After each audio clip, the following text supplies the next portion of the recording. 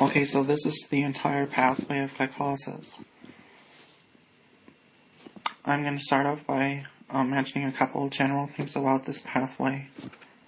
It's a anaerobic pathway. That means it does not need oxygen, and it's the main anaerobic energy producing pathway in animals or in animal cells.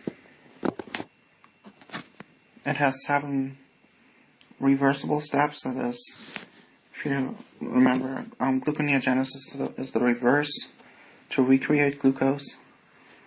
So the basically reverse reactions of glycolysis, but only 7 steps are the same. The other 3 steps are irreversible. And gluconeogenesis needs some other way to overcome those hurdles. Anyway, the net gain of glycolysis is 2 pyruvate and 2 ATP. Now let's get started. So you can see we start with glucose. Here we have a glucose molecule. C6H12O6 is the number of atoms, or the formula. Now first you can see that you have an enzyme called hexokinase. Hexokinase is one of the enzymes that can be used here. There's another enzyme called glucokinase, but hexokinase is actually has a higher affinity. That means it's used preferentially. And what it does, any kinase is basically a transfer, or is used to transfer phosphorus or phosphate groups. It's a PO3 2- group. And this phosphate is coming from ATP here. We have adenosine triphosphate. That's an adenosine with 3 PO3 2- groups attached to it. And it spits out adenosine diphosphate, meaning there's only 2 phosphates left, and one of the phosphates ends up on the glucose molecule. This magnesium 2+ here is a cofactor, which is kind of a common cofactor for biochemical reactions. Now we end up with glucose 6-phosphate. As I mentioned, it's the transfer of the phosphate that's important, and this is the first step of glycolysis and also the first step that's irreversible. So in gluconeogenesis, there's some other way that this has to be overcome. Now the second step is, in the grand scheme of things, not as important, and it's reversible. The enzyme is called phosphoglucose isomerase here, and as its name implies, it's simply changing the conformation of the sugar, creating fructose 6-phosphate out of glucose 6-phosphate. The next step is one of the most important steps of the entire pathway. We have phosphofructokinase 1, which is a highly regulated enzyme, which means that through regulating this enzyme you can turn on or turn off glycolysis. So this is extremely important. I'm not going to talk about the regulation here, but let it be known that it's extremely important, and you can see you need another ATP here, and as its name implies, again, it's a kinase, so with the help of PFK1, of phosphofructokinase 1, another phosphate is transported from the ATP, or is taken from the ATP to create adenosine diphosphate and put the phosphate group on here, on the glucose molecule, or on the fructose in this case, to create fructose 1,6-bisphosphate. The next step is interesting because the molecule is actually split up. The enzyme is called fructose bisphosphate aldolase, and thing is, usually what you do in glycolysis, when you think about glycolysis, I mentioned before that its net gain is 2 ATPs and 2 pyruvates. Now in order to have this net gain, to to actually gain 2 ATPs and 2 pyruvates, you need to convert this dihydroxyacetone phosphate to another glyceraldehyde 3-phosphate. So this is the two enzymes that are the two molecules that are, when fructose 1,6-bisphosphate is broken up, these are the two molecules that result. And this enzyme, triphosphate isomerase, is the enzyme that can interconvert between DHAP and G3P. And all these steps, of course, are reversible. The next step is interesting in that case, as an inorganic phosphate is used and transferred here. This sometimes it's also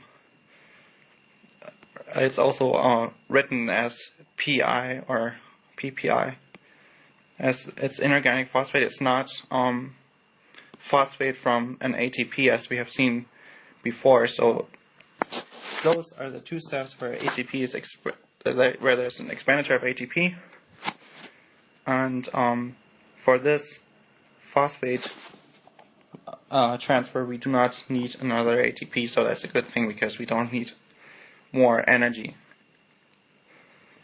Now the next enzyme, glyceraldehyde phosphate dehydrogenase, again, as with any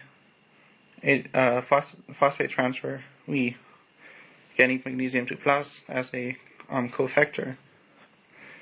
And here we also have oxidized nicotinamide adenine dinucleotide, so it's NAD here, NAD+, which is being reduced to NADH, also as with this reaction. And the second phosphate is transferred. But remember that this step, all these steps after here is everything after this occurs twice. So as I mentioned, we use this triphosphate isomerase here to interconvert dihydroxyacetone phosphate to another glyceraldehyde 3-phosphate. So everything else here happens twice. So as a result, we gain 2 1,3-bisphosphoglycerate. Again, the 1 and the 3, of course, refer to the positions where the phosphate groups sit. The next step, we finally gain in ATP. We finally gain energy.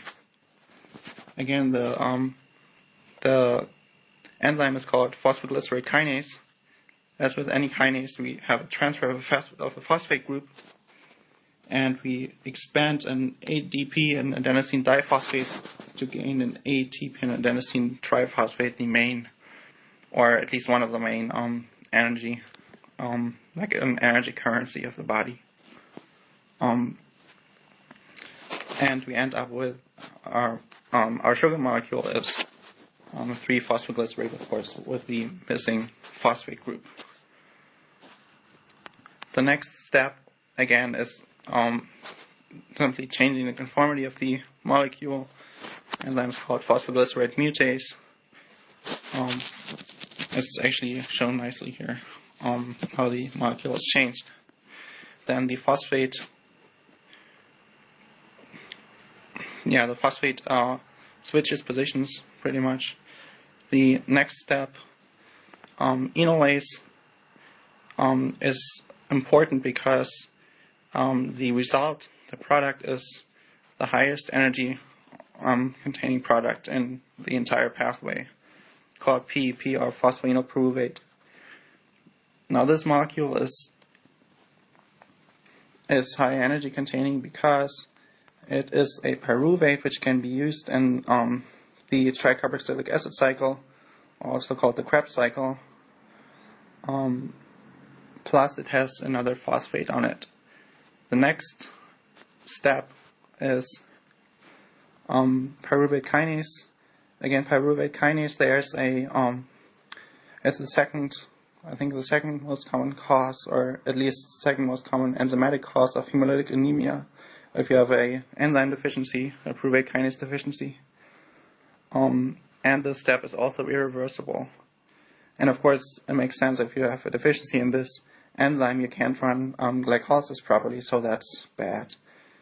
that it's not as bad as an enzyme deficiency in for a Krebs cycle or for the electron transport chain, because glycolysis isn't actually producing that much energy. But it's still, of course, there would be a partial defect, but it's still, of course, a bad thing, and as with any pathology. Anyway, we end up with pyruvate and another ATP. As for the net gain of ATPs, remember we had here was our first ATP expenditure, second ATP expenditure. Then we used an inorganic phosphate, which was here, so no ATP, no energy lost, or at least no ATP and energy lost in the form of ATP. And then everything happens twice after this, splitting up through fructose bisphosphate aldolase. We split up the molecule into dihydroxyacetone phosphate and glyceroldehyde triphosphate, then converted to DHAP into another molecule of glyceroldehyde triphosphate. Then everything happens twice.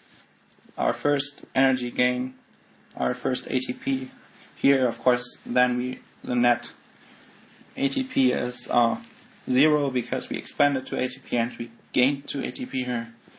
And then the last step, phosphorynyl pyruvate to pyruvate with the gain of an additional ATP, and of course this happens twice, so we end up with 2 pyruvates and 2 ATPs as the net gain of glycolysis. Yeah, thanks for listening.